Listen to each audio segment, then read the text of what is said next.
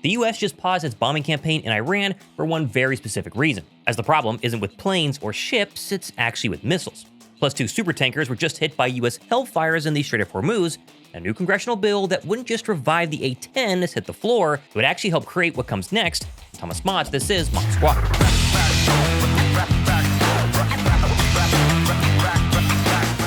Well, just when it appeared the United States bombing campaign in Iran was about to escalate to heights we had not seen, something changed over the weekend in both the Pentagon and the White House that has dramatically changed potentially the upcoming plan. As according to the New York Times over the weekend, President Trump was seriously considering a larger bombing campaign that could target coastal radar sites, anti-ship missile launchers, and even additional nuclear facilities like Pickaxe Mountain, until a private meeting with senior advisors on Friday revealed one big problem with further escalation. The US is reportedly running dangerously low on Patriot missiles and other missile defense technologies in the Middle East. With the Times writing, quote, late Friday, Mr. Trump appeared to temporarily put aside the bigger bombing plans, apparently persuaded, at least in part, by his military advisor's assessment of dwindling supply of munitions to defend American troops in Jordan, Kuwait, Bahrain, and the UAE, whose bases that have come under heavy Iranian fire in the past 2 weeks. A major attack would most likely have drawn a heavier Iranian retaliation, putting more pressure on U.S. air defenses.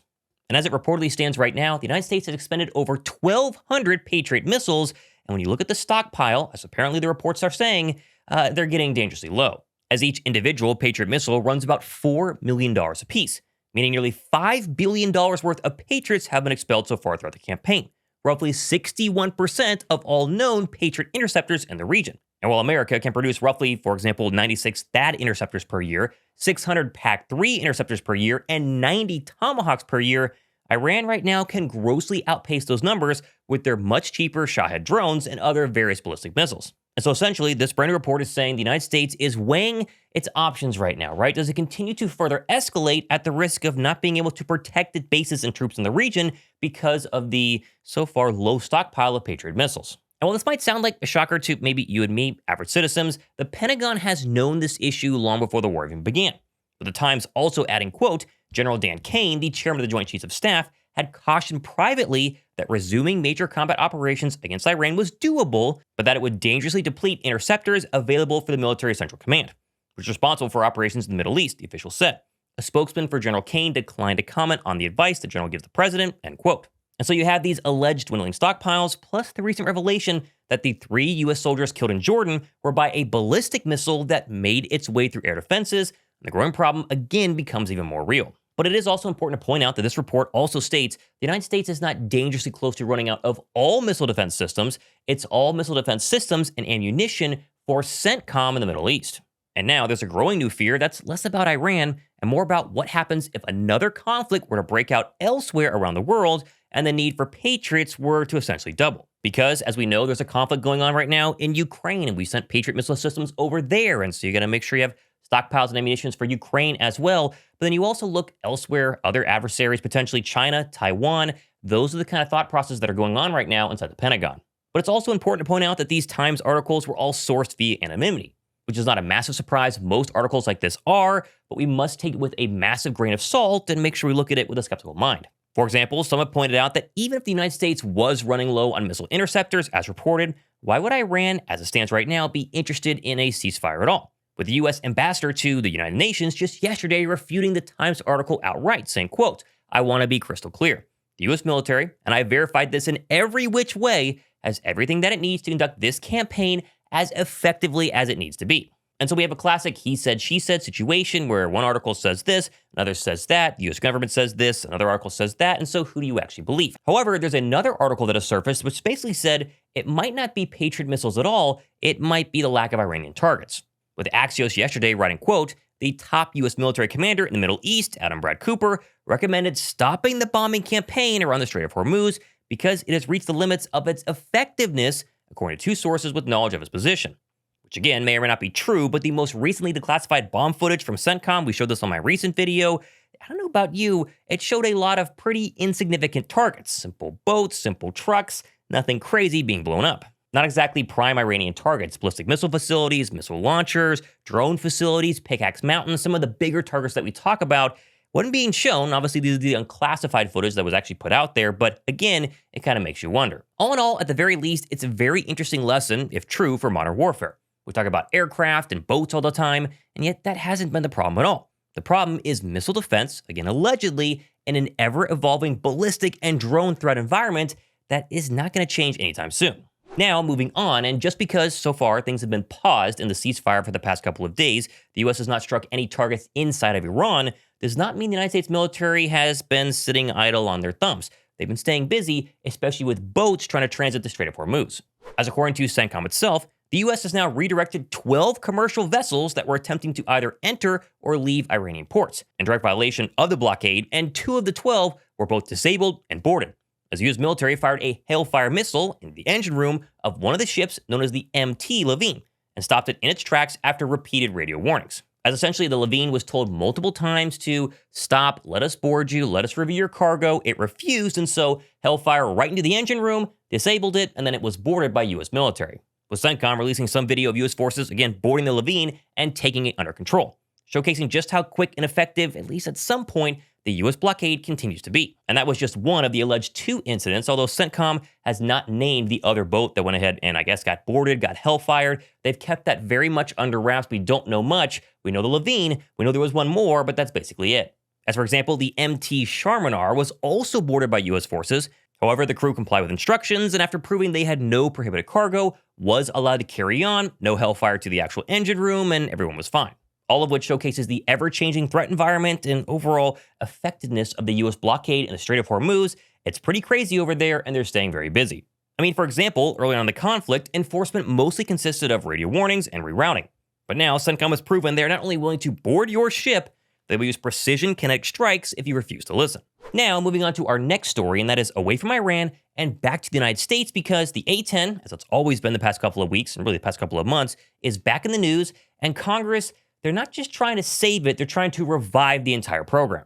As according to The Aviationist, a bipartisan group of U.S. lawmakers have introduced legislation aimed at halting the retirement of the A-10 Thunderbolt II until a fully certified replacement is operational. Writing, quote, "The BRRRRT Act, or Bolstering Recognition, Resurgence, Retention, and Remembrance of the Thunderbolt," that's H.R. 9780, on July 20, 2026, the bill, co-led by Rep. Don Davis, will require the United States Air Force to maintain a viable A-10 fleet through fiscal year 2033, as well as halting the dismantling of the infrastructure needed to sustain the aircraft, which is a way bigger deal than what the Air Force has been trying to do with the A-10 the past couple of months, as it not just kind of tries to keep it up and flying in a tiny little fleet. They want to bring a lot back and keep the pipeline well and alive.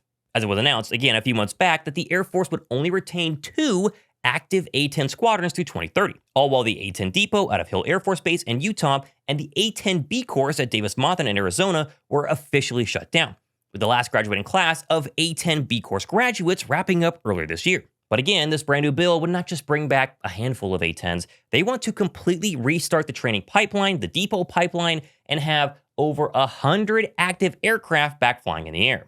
As, quote, according to details of legislation obtained by the Military Times, the bill will require the Air Force to maintain at least 126 A-10 aircraft.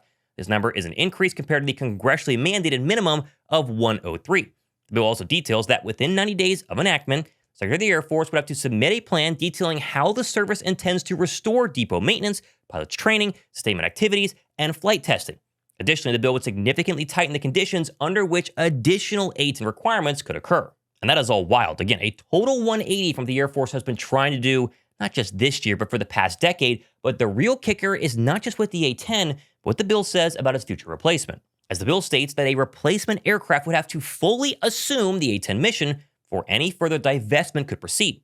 The certification would need to be approved in writing by the Secretary of the Army, the Commandant of the Marine Corps, and the Commander of U.S. Special Forces. And that would, of course, mean real progress in getting a brand new close air support attack aircraft, right? We've been waiting for years to find out what would replace the A-10. And for years, the Air Force has said F-16s can do CAS, F-35s can do CAS. And yet right here, if the bill is actually passed, a massive if, by the way, this has not been approved at all. It is a bill that has been submitted to potentially be passed. It would completely change what the Air Force would have to do to replace its A-10s. As it stands, the Air Force has steadily been retiring A-10 airframes over the past year, with, again, the minimum inventory of just 103 confirmed for fiscal year 2026, and that number would continue to shrink. My guess overall is that this bill likely won't pass, but it is important to note that congressmen who live in states where A-10s are flown, where they're housed, where they have parts being made, where the depot is, have extra incentives to keep those programs going, keep the jobs going as well. And so, while it might not seem like, to me, this could pass, don't underestimate the public's love for the A-10, and at least this one would have an idea to potentially replace it with something that's actually real, a new attack aircraft somewhere down the line.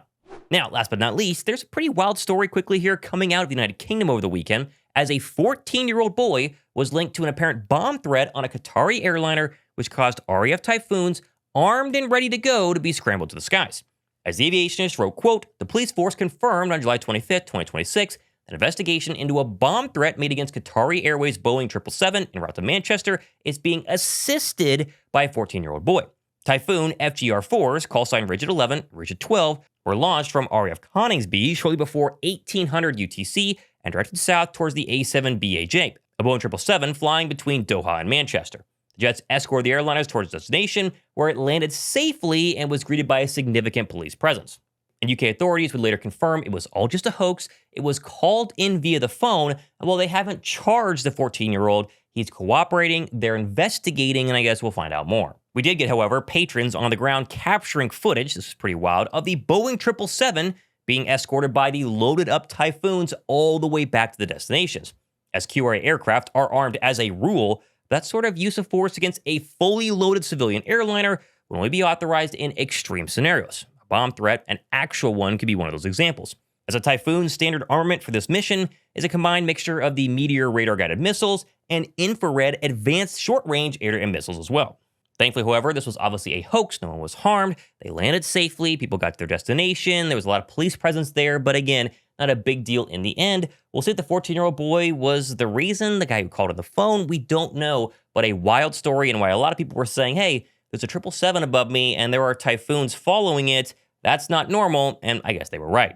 Now, of course, plenty more stories like this upcoming the next couple of days and weeks here on MachSquawk. We are so close to 14,000 subs, which is incredible. I'm on TikTok and Instagram as well if you want to follow me there. I appreciate it. But as always, drop a like, leave a hype, and give me your thoughts in the comment section. It helps grow the channel. My entire goal with this channel is to be a little more compact, a little more concise on your daily military aviation news, not just some long, drug-out, hour-long breakdown going through all the crazy history. I want you guys to know the facts, know exactly what's going on, and then move on throughout your day. If you enjoy that, subscribe. I appreciate you guys. Thomas Mott, this has been MachSquawk.